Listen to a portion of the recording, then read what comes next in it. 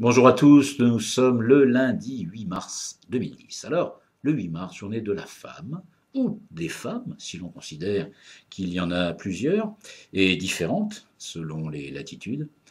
Je ne me souviens pas qu'il y ait de journée commémorative depuis 30 ans où l'on ait dit à ce point la même chose d'une année sur l'autre, sans que cela bouge réellement dans le monde, sur les droits de base, la liberté ou l'égalité. Tous les ans, les mêmes discours, la même démagogie des vieux croutons arc-boutés sur leurs privilèges machistes, sans compter les sévices corporels, élevés au rang de tradition, poil au con, dans certaines parties du globe, hélas majoritaire. Alors c'est comme ça, une journée par an pour laisser parler les femmes des problèmes des femmes. Ça permet de masquer les 364 jours où elles se font baiser. Pas besoin d'aller dans quelques pays lointains pour observer que la condition des femmes, dans le meilleur des cas, reste stable et la plupart du temps recule. Et comme diraient certains machos, si tu avances et que je recule, comment veux-tu? Voilà, c'est ça. Mais tous les arguments sont bons pour maintenir la femme là où elle était il y a 2000 ans.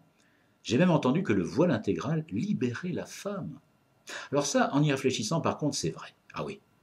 La femme est ainsi libérée de son pouvoir de séduction, qui est un handicap au quotidien face aux hommes qui, en l'absence de niqab, se mettent à bander pour un oui ou pour un non. Personnellement, je préfère quand c'est oui. Alors chez nous, dans notre royaume de France, on continue à nous parler d'une différence de salaire, 25% voire plus, entre les hommes et les femmes qui n'ont pas accès aux postes de responsabilité fortement rémunérés. Et alors, s'il n'y avait pas ces disparités, comment des vieux moches, flasques, pourraient séduire des femmes charmantes?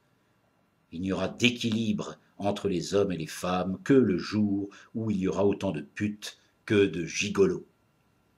Ce qui devrait alerter les mecs sur les véritables envies féminines, c'est la percée des sextoys.